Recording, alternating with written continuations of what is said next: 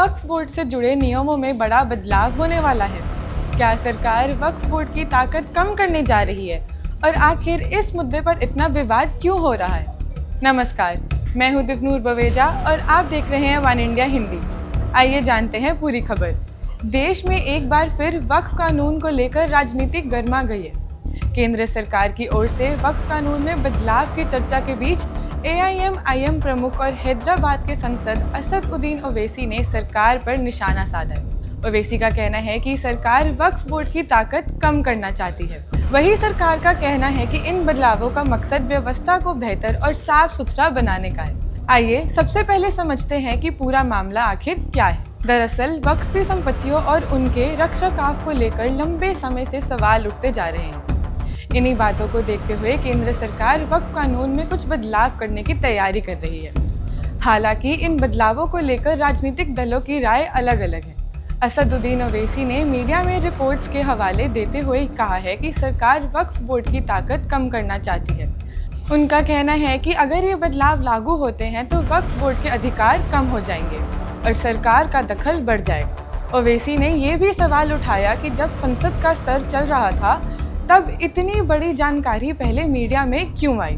उनका कहना है कि सरकार को पहले संसद में इस बारे में जानकारी देनी चाहिए थी ताकि सभी पार्टियां अपनी बात रख सकें।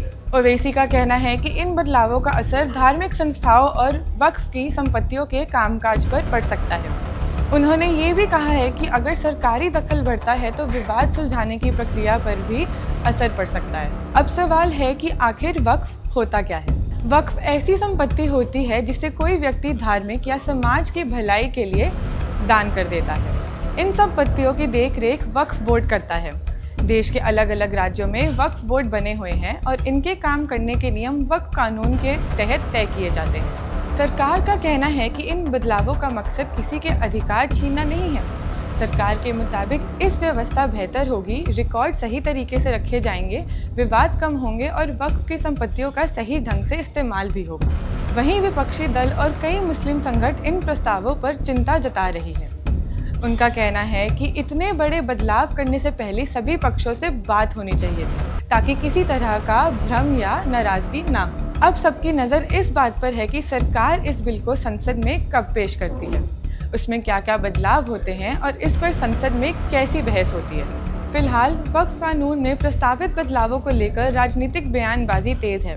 सरकार इसे सुधार की दिशा में उठाया गया कदम बता रही है, जबकि विपक्ष और AIM इसे वक्फ बोर्ड के अधिकारों में दखल मान रहे हैं। आने वाले दिनों में इस मुद्दे पर संसद में क्या फैसला होता है, इस पर अभी भी नजर रहेगी। फिलहाल इस खबर में इतना ही। ऐसी ही और बड़ी खबर के लिए देखते रहिए वन इंडिया हिंदी। धन्यवाद।